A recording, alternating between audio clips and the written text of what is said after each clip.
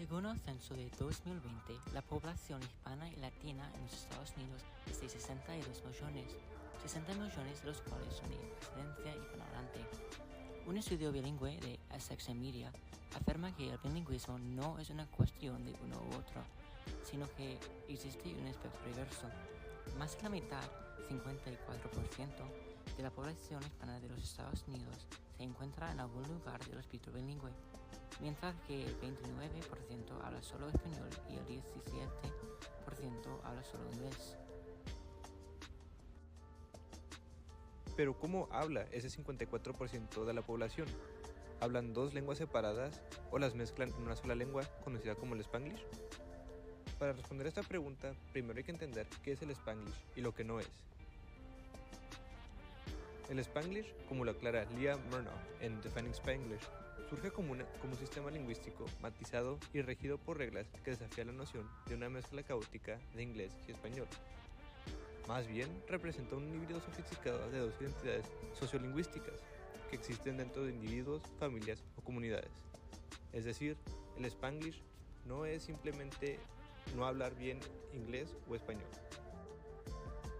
El Spanglish abarca varios procesos lingüísticos en los que ocurren cambio de códigos, transferencias lingüísticas y préstamos. Cambio de código. El cambio de código se define como una yuxtaposición de fragmentos u oraciones en lenguas diferentes en el mismo discurso y cada uno consistente con las reglas de la lengua en la que están. El fenómeno contiene casos de cambio interoracional. El cambio de lengua se da entre cláusulas oracionales. Intraoracional. Incluye cualquier fragmento dentro de una misma oración y de marcadores discursivos, los cuales son una mezcla entre préstamos y alternancia de códigos. Transferencias. Transferencia lingüística resulta cuando una lengua o variedad exhibe diferencias o desviaciones de la norma lingüística monolingüe que corresponden, en cambio, a estructuras existentes en la lengua de contacto. En el español estadounidense se observan transferencias que han llegado a ser elementos lingüísticos, como entonación y estructuras gramaticales, que no existen en otros dialectos monolingües del español. Un ejemplo de la transferencia de la entonación es el uso de uptalk. Por ejemplo, si un estadounidense dijera algo como "Hoy me voy a comer carne de res con patatas y una ensalada", representa una transferencia de la entonación inglesa. Con respecto a la transferencia gramatical, se ve en este ejemplo una transferencia de la sintaxis inglesa que hace que la palabra nosotros sea redundante. Préstamos. Los préstamos se pueden dividir en tres categorías principales. La primera es léxica, e incluye palabras como van, junior, precas y parquear. La segunda es cultural, e incluye préstamos que hacen referencia a expresiones que describen aspectos culturales que no se encuentran en la otra lengua o cultura.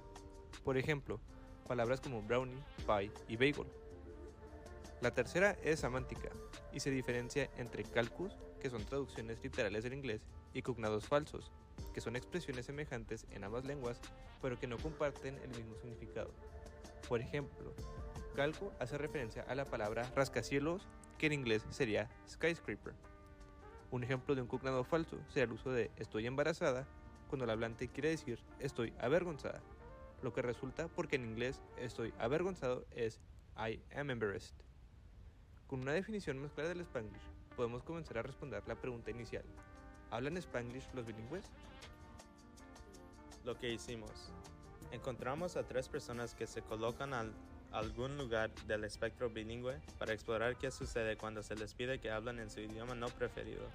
Es decir, queríamos ver qué rasgos surgirían si entrevistamos a un dominicano inmigrado relativamente recientemente, a una brasileña que aprendió español en el 10º grado y a una hija de inmigrantes salvadoreños, cuya primera lengua era el español, pero que ahora objetivamente domina mejor el inglés debido a que se crió en los Estados Unidos y recibió educación en el inglés. La hipótesis era que podría haber algunos resultados potenciales, que el entrevistado hablara casi perfectamente en su idioma no preferido, mostrara características de Spanglish o usara alguna mezcla de dos idiomas de una manera que no cayera dentro de las categorías de Spanglish, como los cambios de código, las transferencias o préstamos, y que no se comporta como idioma mixto con Spanglish. Conocí a Omardi, quien tiene 20 años y vive en Newark, Nueva Jersey. Omardi nació y aprendió inglés básico en la República Dominicana y desde que llegó a los Estados Unidos hace 2 años, lo ha estado mejorando a través de TikTok, las redes sociales y las experiencias en la vida cotidiana. Veamos algunas partes lingüísticamente interesantes de la entrevista. ¿Sentís vos conectado con la cultura latina estadounidense o con la gente latina de otros países?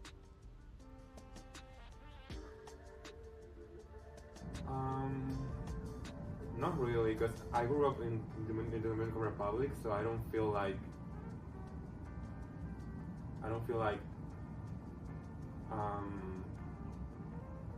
no me siento parte como de la cultura latina estadounidense, because it's kind of different from the Latino from Latin America y Latinos from here, the United States. So I don't feel like part of them. I feel like different because I didn't grow up here, so I don't feel like my experience is the same as their experience. So I don't feel like connected to them. Para algunos hispanos, el acento caribeño puede ser difícil de entender. ¿Cómo te sentís al tener que usar un español más neutral? Well, sometimes it's a little hard because I have to think. Tengo que pensar una palabra neutral o que se utilicen en todos los países que hablan español. And sometimes it's a little hard because I don't remember or I don't know any other words, so sometimes it's hard. Antes de analizar la entrevista, hay que recordar que el Spanglish no es un learner language, pero cuando Omardi habla inglés está claro que está pensando en español, y hay errores que un hablante nunca cometería. Además, según el lingüista John McWhorter, si el cambio de código fuera una cuestión de brechas en el vocabulario o la gramática, esperaríamos pausas y ums. Fíjate en esta cita de la entrevista. Muestra lo que el Spanglish no es. La mezcla caótica de las dos lenguas llenas con pausas y muletillas de hesitación representan esas susodichas brechas. A lo largo de la entrevista, cuando las palabras no fluyen fácilmente, Omardi repite la misma cosa en inglés, titubea, dice la misma frase en español y continúa en español. Entonces, se ha mostrado que los rasgos de la entrevista con Omardi no representan el Spanglish. Ahora, analicemos la de Emily. Conoce a Emily, una estudiante aquí en Princeton, quien nació en Brasil y habla portugués, inglés y español. Emily aprendió a hablar español e inglés al mismo tiempo cuando llegó a los Estados Unidos, así que el portugués tuvo una gran influencia en su aprendizaje de ambas lenguas. Emily también aprendió español en Florida, donde hay una gran influencia cubana. Enseguida vamos a mostrar partes de una entrevista con Emily donde se puede observar las peculiaridades de uso de inglés y español en influencia portuguesa. ¿Cómo te ha ido hoy? Muy bien, pues me levanté y fui a clases y ahora tuve como dinner y ahora estoy haciendo tarea. ¿Cuál es tu comida favorita? Mi comida favorita se llama feijão tropeiro y es como una comida específica en mi país. ¿Y cómo se prepara? Pues con frijoles, harina de yuca, huevo, chorizo y cal. ¿Has ido a un evento cultural en tu ciudad natal? De mi cultura en Miami, como vivo en Miami, sí, ellos hacen una cosa que se llama Festa Junina, que son todos los junios. Ellos tienen como un festival que es una cata y es como son de los guajiros y siempre voy con mi mamá. Cuando Emily usa inglés, es interesante notar que sustituye solo palabras en lugar de frases completas. Por ejemplo, ella dice la palabra kale en lugar de col rizada o couve, que son las respectivas traducciones de la palabra en español y portugués. También dice lunch y dinner, en lugar de almuerzo o cena. Una de las posibles razones de esto es que ella puede estar acostumbrada a llamarlo lunch o dinner debido a que así se llama aquí en Princeton. Esto demuestra que ella usa la otra lengua más por necesidad que por comodidad. Sin embargo, es interesante tener en cuenta el hecho de que, aunque Emily aprendió inglés casi al mismo tiempo que español, puede que le resulta más fácil hablar español debido a sus similitudes con el portugués. Esta es Daniela, una estudiante aquí en Princeton que creció en Houston, Texas. Aprendió español e inglés al mismo tiempo, mientras crecía, y en la entrevista veremos cómo la mezcla de esos dos idiomas afecta su forma natural de hablar. ¿Cómo te llamas? Daniela Menéndez. ¿De dónde eres? Soy de Houston, Texas, pero mi familia es de El Salvador. ¿Cómo te ha ido hoy? Bien, me desperté tarde, pero fui al gym. ¿Cuál parte de tu cultura es la más importante para ti? De mi cultura. Como ¿me puedes dar un ejemplo? Ajá, como por ejemplo, para algunos hispanos la familia es muy importante.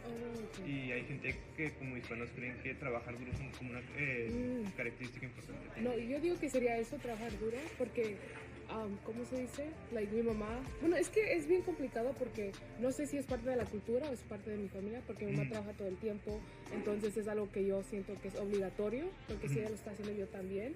Y también yo digo que eso también me ayuda a querer seguir estudiando, porque es Princeton. Yo no iba a ir a colegio, pero yo estoy aquí porque quiero ayudar a mi comunidad, porque mi comunidad es,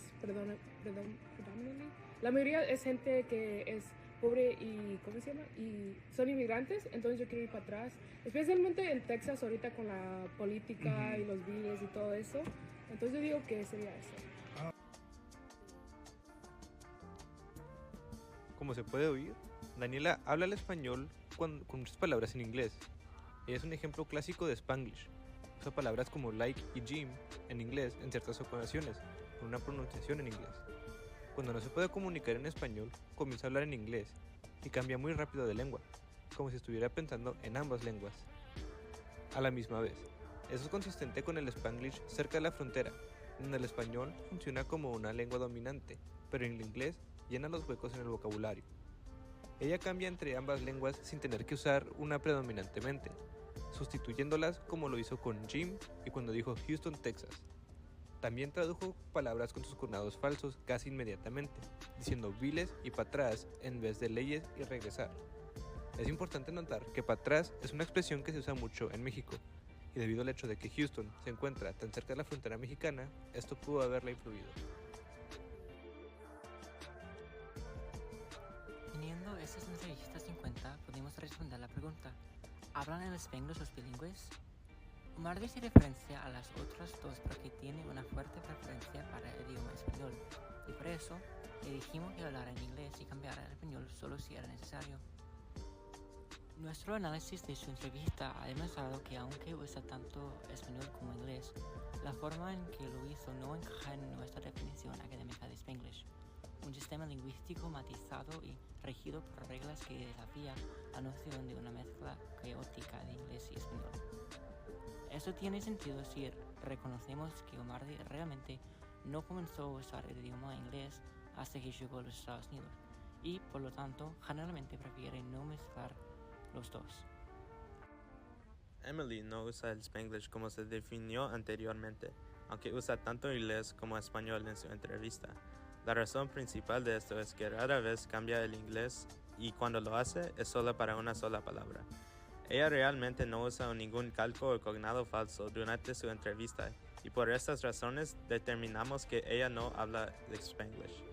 Como Emily aprendió portugués primero, piensa en portugués y luego habla en inglés o español dependiendo de cuál le resulta más cómodo, por lo que apenas cambia del español al inglés. Se podría decir que Omardi habla de una manera secuencial, pensando en español y traduciendo al inglés para comunicarse, pero cuando no puede traducir la palabra o frase, termina hablando en español. Similarmente, Emily habla secuencialmente, pero a diferencia de Omardi, usa el portugués como su base. Ella piensa en portugués y lo traduce al español, y cuando no puede traducir la palabra o expresión, lo traduce al inglés y sustituye las palabras o expresión. Daniela es la única que habla en Spanglish, debido al hecho de que continuamente cambia del inglés al español, y viceversa, como cuando dijo fui al gym, pero sin alguna pausa. Ella puede pensar en inglés y en español, cambiando de un idioma al otro casi instantáneamente, pero teniendo cognados falsos y calcos como consecuencia de no siempre traducir las palabras correctamente.